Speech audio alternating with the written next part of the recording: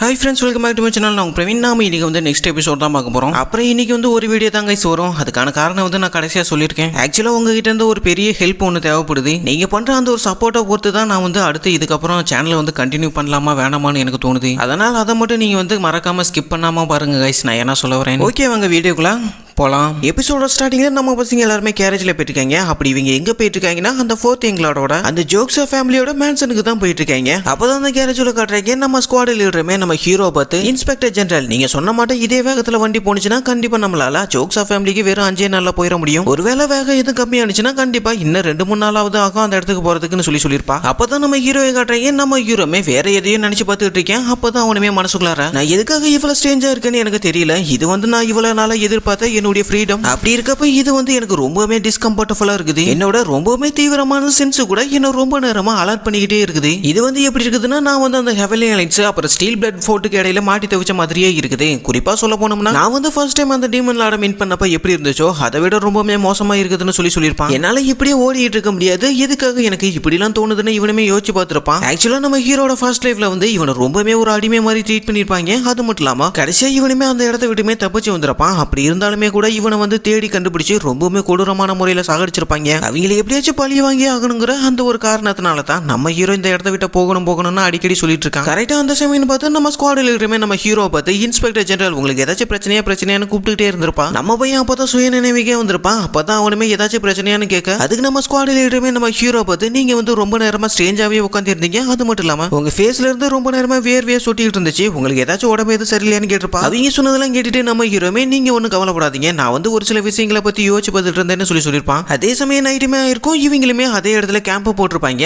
அந்த டைம் நம்ம ஸ்குவாட் லீடருமே நம்ம டாங்க பையில பார்த்து நீ எதுக்காக உள்ள ரெஸ்ட் எடுக்காம வெளியே வந்தேன்னு கேட்டிருப்பான். அதுக்கு நம்ம டாங்க பையிலுமே அவளை பார்த்து எங் மாஸ்டர் வந்து தனிமையில இருக்கணும்னு ஆசைப்பட்ட மாட்டேன் எனக்கு தோணுச்சு. அதனால தான் நான் அங்க இருந்து இங்க வந்துட்டேன்னு சொல்லியிருப்பான். அதை கேட்டுட்டு நம்ம ஸ்குவாட் லீடருமே நம்ம டாங்க பையில பார்த்து நீ வந்து ரொம்ப நாளா அவர் கூட ரொம்பவே நெருக்கமா இருக்க. அதோட அவன் வந்து இப்ப கொஞ்ச நேரமா ரொம்பவே ஸ்ட்ரேஞ்சா இருக்கான். அதை பத்தி உனக்கு ஏதாச்சும் தெரியுமான்னு நம்ம ஸ்குவாட் லீடருமே நம்ம டாங்க பையில்ட்ட கேட்டிருப்பான். அதுக்கு அவனுமே அதை பத்தி எனக்கு சரியா தெரியாது. நான் வந்து என்ன நினைச்சேன்னா அவர் வந்து இந்த ஒர்க்கோட பிரஷர்னால தான் இப்படி இருக்காரோன்னு எனக்கு தோணுச்சுன்னு சொல்லியிருப்பான். சடனா அந்த டைம்னு பார்த்து இவங்க 2 பேருக்கு நடுவுல நம்ம ஹீரோ வந்து நின்றுப்பான். அவனுமே அவங்க 2 பேர்த்த பத்தி நீங்க வந்து என்ன பத்தி இவ்வளவு கவலைப்படுவீங்கன்னு நான் கொஞ்சம் கூட எதிர்பார்க்கலன்னு சொல்ல இதெல்லாம் கேட்டுட்டு நம்ம ஸ்குவாட் லீடருமே நம்ம ஹீரோ பார்த்து யங் மாஸ்டர் எதுக்காக இப்படி வந்து பயன்படுத்திட்டு இருக்கீங்க. உங்க ஸ்டெல்த் டெக்னிக் வந்து ரொம்பவே கொடூரமா இருக்குது. அப்படி நீங்க இங்க வர மாதிரி இருந்துச்சுன்னா குறைஞ்சபட்சம் எங்களுக்கு தெரியவாதப்படுத்துங்கன்னு சொல்லியிருப்பான். அதே சமயம் பக்கத்துல பார்த்தா நம்ம டாங்க பையன் நெஞ்ச பிடிச்சிட்டு நின்றுட்டு இருந்திருப்பான். அந்த ஸ்குவாட் லீடர் சொன்னதெல்லாம் கேட்டுட்டு நம்ம ஹீரோமே நான் வரதை கூட உங்களால சென்ஸ் பண்ண முடியல. அப்படி இருக்கப்போ உங்களை வச்சு நான் என்னத்தான் தான் பண்றதுன்னு அவனுமே கத்திருப்பான். அதே சமயம் அவனுமே எனக்கு வந்து ரொம்பவே பசியா இருக்குது. உடனே எனக்கு வந்து சாப்பாடு கொடுங்கன்னு சொல்லியிருப்பான். அப்படியே கொஞ்ச நேரம் கழிச்சு காட்டுறீங்க நம்ம பசங்களுமே ஒரு கேம்ப் ஃபயர் முன்னாடி உட்காந்து சாப்பிட்டுக்கிட்டே பேசியிருக்காங்க. அப்பதான் நம்ம ஸ்குவாட் லீடருமே நம்ம ஹீரோ பார்த்து எதுக்காக இவ்வளவு வேகமா சாப்பிடுறீங்கன்னு கேட்க அதுக்கு நம்ம ஹீரோமே நான் வந்து இதுக்கு முன்னாடி சாப்பிட்ட ஜெர்க்கியை விட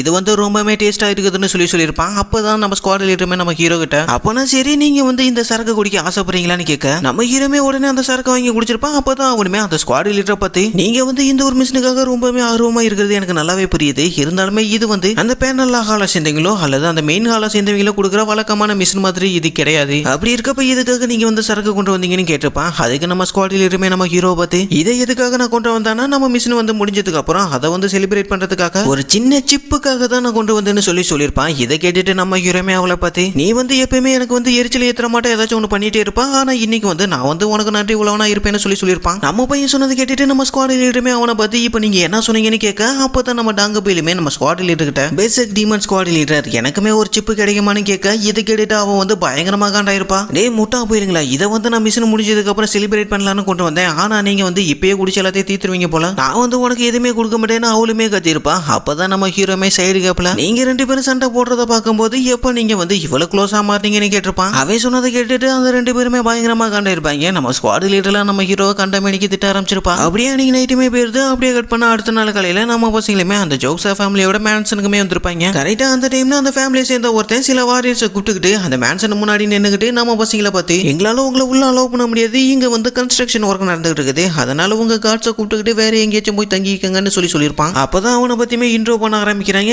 இவன் வந்து இந்த ஜோக்ஸா ஃபேமிலியோட செகண்ட் பேட்ரியாச்சு. இவனோட பேர் வந்து ஹாங் சாங்கோ. இந்த பையபுல சொன்னதெல்லாம் கேட்டுட்டு நம்ம ஸ்குவாட் லீடர்லாம் பயங்கரமா காண்டாயிருப்பா. அதோட அவனுமே இன்ஸ்பெக்டர் நீங்க மட்டும் உள்ள வரலாம்னு சொல்லியிருப்பான். இதை கேட்டுட்டு நம்ம ஸ்குவாட் லீடர்லாம் பயங்கரமா காண்டாயிருப்பா. அதே சமயம் நம்ம ஹீரோமே அந்த போல சொன்னதெல்லாம் கேட்டுட்டு அவனுமே கேரேஜ்ல இருந்து இறங்கி வந்து அவனை பார்த்து அப்பனா நீங்க தான் இந்த ஜோக்ஸா ஃபேமிலியோட பேட்ரியாச்சான்னு கேட்க அதுக்கு அவனுமே அவனோட பவரை வந்து லைட்டா ரிலீஸ் பண்ணிட்டு நீங்க வந்து தப்பா புரிஞ்சுட்டு இருக்கீங்க, நான் வந்து செகண்ட் பேட்ரியாச்னு சொல்லியிருப்பான். என்னோட பேர் வந்து ஹாங் சாங்கோன்னு சொல்லியிருப்பான். நம்ம ஹீரோமே மனசுக்குள்ளார இவன் வந்து ரொம்பவே தைரியமா அவனோட டிமானிக் எனர்ஜி ரிலீஸ் பண்றான்னு யோசிச்சு பார்த்துட்டு நம்ம ஹீரோமே அவனை பார்த்து அப்பனா உங்களுடைய ஃபர்ஸ்ட் பேட்ரியாச்சு எங்கன்னு கேட்டிருப்பான். அதுக்கு அவனுங்களுமே ஆன்சர் பண்ணலான்னு வந்திருப்பானுங்க. அப்பதான் நம்ம ஹீரோமே நம்ம ஸ்குவாட் லீடரை பார்த்து நான் சொல்றதை நீங்க வந்து நோட் பண்ணிக்கிங்க, இவங்க வந்து எனக்கான ஒரு பேசிக் ரெஸ்பெக்டா கூட கொடுக்க முடிக்கிறாங்க, அது மட்டும் இல்லாம இவங்க வந்து டிவைன் கல்ட்ட ரொம்பவே கீழ்த்தரமா பாக்குறாங்க மாதிரி நீங்க நோட் பண்ணிக்கங்கன்னு சொல்லிட்டு அவனுமே நம்ம பசங்களை பார்த்து இதனால என்னோட டைம் தான் வேஸ்ட் ஆகுது, அதனால நாம வந்து இந்த ஜோக்ஸா ஃபேமிலிக்குள்ள போகலான்னு சொல்லிட்டு அவனுமே அங்கிருந்து கிளம்பியிருப்பான். அப்படி போறப்ப நம்ம ஹீரோமே நம்ம ஸ்குவாட் லீடரை பார்த்து நான் சொன்னது எல்லாத்தையுமே அப்படியே எழுதுங்க, அது மட்டும் இல்லாம இந்த ஜோக்ஸா ஃபேமிலியை சேர்ந்தவங்க கன்ஸ்ட்ரக்ஷன் ஒர்க்குங்கிற பேர்ல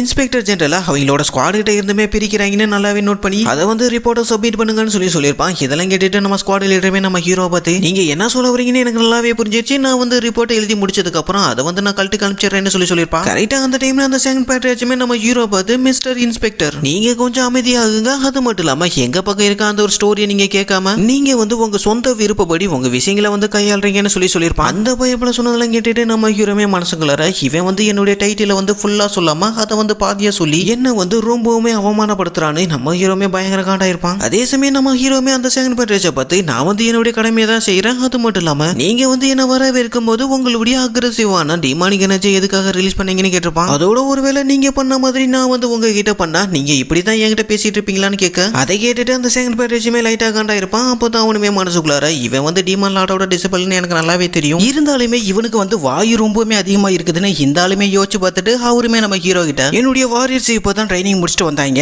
அதனால தான் அவங்கள அறியாமலேயே தெரியாம டிமானிக் எனர்ஜி ரிலீஸ் ஆயிடுச்சுன்னு சொல்லியிருப்பான். அந்த ஆளு சொன்னதெல்லாம் கேட்டுட்டு நம்ம ஹீரோமே அவரை பார்த்து உண்மையிலுமே உங்க வாரியர்ஸ் கிட்ட இருந்து தான் அந்த ஒரு டிமானிக் எனர்ஜி ரிலீஸ் ஆயிடுச்சான்னு கேட்டிருப்பான். அதுக்கு அவருமே ஆமான்னு சொல்ல இதை கேட்டுட்டு நம்ம ஹீரோமே பயங்கர காண்டல உன்னோட பவர் எல்லாம் ரிலீஸ் பண்ணிட்டு அதோட உன்னுடைய திமுறை பிடிச்ச அந்த முட்டாள்தனமான சாக்கு போக்கெல்லாம் பார்க்கும்போது நீ வந்து டிமான் லாடியை அவமதிக்கிற மாட்டேன் தெரியுதுன்னு சொல்லியிருப்பான். நம்ம ஹீரோ சொன்னதெல்லாம் கேட்டுட்டு அந்த பேட்ரியாச்சுமே நம்ம ஹீரோ பார்த்து ஒரு மாதிரி பயத்திலேயே நம்ம ஹீரோட்ட நீங்க வந்து இப்படிதான் மரியாதை இல்லாம ஒருத்தர் மேல பழியில வந்து சுமத்துவீங்களான்னு கேட்டுப்பாரு. அதுக்கு நம்ம ஹீரோமே அவரை பார்த்து நான் ஒண்ணு நீங்க சொல்ற மாட்டோம் மிஸ்டர் இன்ஸ்பெக்டர் கிடையாது, அதோட நான் வந்து யார் சொல்லி இந்த இடத்துக்கு வந்து உங்களுக்கு நல்லாவே தெரியும் தானேன்னு சொல்லிட்டு அவருமே பவரை ரிலீஸ் பண்ணிட்டு அதுக்கான ஆன்சர் யாருன்னு சொல்லுங்கன்னு சொல்லியிருப்பான். அவருமே பயத்துல நம்ம ஹீரோட்ட மெதுவா டிமன் லார்டுன்னு சொல்லிட்டு ஆனா இருந்தாலுமே சொல்ல அதே சமயம் அந்த பக்கம் பார்த்தா நம்ம ஹீரோ அவனோட பவர் எல்லாம் ரிலீஸ் பண்ணிட்டு ஆன்சர் மீன்னு சொல்லிட்டு பயங்கரமா கத்திருப்பான். அந்த டைம் நம்ம ஹீரோ ரிலீஸ் பண்ண அந்த ஒரு டிமானிக் எனர்ஜியோட பிரஷருக்கு அங்க நின்று இருந்த எல்லாருமே பயங்கரமா தடுமாறி இருப்பானுங்க. அதே சமயம் அந்த பேட்ரியாச்சுமே நம்ம ஹீரோட டிமானிக் எனர்ஜி பார்த்துட்டு ஆளு மிரண்டு போயிருப்பான். அப்பதான் அவருமே மனசுக்குள்ளார இதுக்கு வாய்ப்பே இல்ல, இவனுடைய டிமானிக் எனர்ஜிக்கு முன்னாடி என்னால கூட நிக்கவே முடியலன்னு இவருமே யோசிச்சு பார்த்துட்டு இருக்க பார்த்தா நம்ம ஹீரோமே அவரை பார்த்து அப்பனா சரி இதை வந்து நம்ம இப்போ ஃபர்ஸ்ட்ல இருந்து ஸ்டார்ட் பண்ணலாம்னு சொல்லிட்டு உங்களை பத்தி இன்ட்ரோடியூஸ் பண்ணுங்கன்னு சொல்லியிருப்பான். அதுக்கு அந்த பேட்ரியாச்சுமே நான் வந்து இந்த ஜோக்ஸா ஃபேமிலியோட செகண்ட் பேட்ரியாச்சுன்னு சொல்லியிருப்பான். அதோட அவனுமே நம்ம ஹீரோ பார்த்து இன்ஸ்பெக்டர் ஜெனரலா பார்த்ததுல எனக்கு ரொம்பவே ஹானர்னு சொல்லியிருப்பான். அவர் சொன்னதெல்லாம் கேட்டுட்டு நம்ம ஹீரோமே அவரை பார்த்து அவளை தானான்னு கேட்க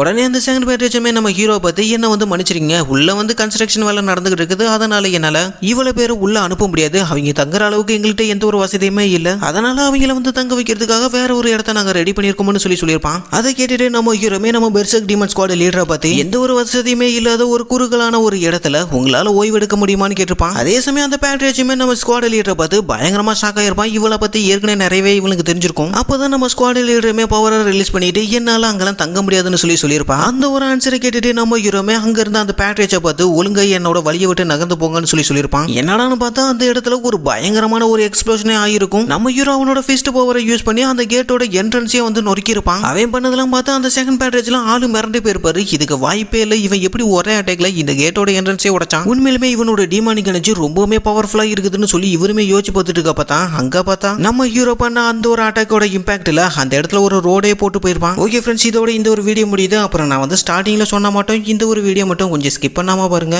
நீங்க வந்து கொஞ்சம் சப்போர்ட் பண்ணீங்கன்னா அது வந்து எனக்கு கொஞ்சம் ஹெல்ப்ஃபுல்லா இருக்கும் கைஸ். ஆக்சுவலா உங்க எல்லாருக்குமே தெரியும், கொஞ்ச நாளைக்கு முன்னாடி தான் நம்ம சேனல் வந்து மானிட்டேஷன் ஆனிச்சு. மானிட்டேஷன் ஆனதுக்கு அப்புறம் நான் வந்து அப்லோட் பண்ண எல்லா வீடியோக்குமே கிட்டத்தட்ட ஒரு $1 தான் வரும். $1 கிட்டத்தட்ட நம்ம இந்தியன் ரூபீஸ்ல ஒரு 88 ரூபா அவ்வளவுதான் வரும். அதுக்கான ப்ரூஃப் வந்து நான் மேல கொடுத்துருக்கேன், நீங்க வீடியோல பார்த்தாவே உங்களுக்கு நல்லாவே தெரியும். மானிட்டேஷன் ஆனதுக்கு அப்புறம் நான் அப்லோட் பண்ண மொத்த வீடியோட ரெவன்யூவே அவ்வளவுதான். ஆக்சுவலா யூடியூப்ல வந்து சிபிஎம் ஆர்பிஎம் ஒரு கான்செப்ட் இருக்குது, அது கிடைச்சா மட்டும் தான் வீடியோல வந்து அதிகமா ரெவன்யூ வர ஆரம்பிக்கும். அது வந்து கிடைக்கணும்னா நம்ம வந்து கிட்டத்தட்ட ஒரு $100 ரீச் பண்ணிருக்கணும். $100 ரீச் பண்ணா மட்டும் தான் என்னால அக்கௌண்ட்டுமே லிங்க் பண்ண முடியும். இதெல்லாம் நான் எதுக்காக சொல்ல வரேன்னா நான் வந்து இன்னும் ஒரு 3 மாசம் கண்டினியூவா வீடியோ போட்டா மட்டும்தான் என்னால வந்து $100 ரீச் பண்ண முடியும். அதனால தான் காய்ஸ் நான் வந்து இன்னொரு சேனல் வந்து ஒன்று ஓப்பன் பண்ணியிருக்கேன். அதுல வந்து ட்ரெண்டிங்கான நியூஸ் தான் அப்லோட் பண்ணிட்டு இருக்கேன். அதுவும் ஷார்ட்ஸ் வீடியோவா தான் போட்டுட்டு இருக்கேன். அதனால அந்த ஒரு சேனலை சப்ஸ்கிரைப் பண்ணி கொஞ்சம் சப்போர்ட் கொடுத்தீங்கன்னா எனக்கு கொஞ்சம் ஹெல்ப்ஃபுல்லா இருக்கும் கைஸ். ஆக்சுவலா தமிழ்நாட்டில் வந்து ரொம்பவே அனிமி லவர்ஸ் வந்து கம்மியா தான் இருக்கிறாங்க. யூடியூப்பை பொறுத்த வரைக்கும் 10K மேல வியூஸ் போனா மட்டும் தான் ஓரளவுக்கு காசே பார்க்க முடியும். அதனால அந்த ஒரு சேனலை சப்ஸ்கிரைப் பண்ணி கொஞ்சம் சப்போர்ட் கொடுத்தீங்கன்னா எனக்கு ரொம்பவே ஹெல்ப்ஃபுல்லா இருக்கும் கைஸ். அந்த செகண்ட் சேனலோட லிங்க் வந்து கீழே டிஸ்கிரிப்ஷன்ல கொடுத்துருக்கேன். அதோட கம்யூனிட்டி டேப்லயுமே நான் வந்து சேனலோட லிங்க் கொடுத்துருக்கேன். நீங்க மறக்காம அந்த சேனலுக்கு போயிட்டு ஒரே ஒரு சப்ஸ்கிரைப் பண்ணி விட்டுருங்க.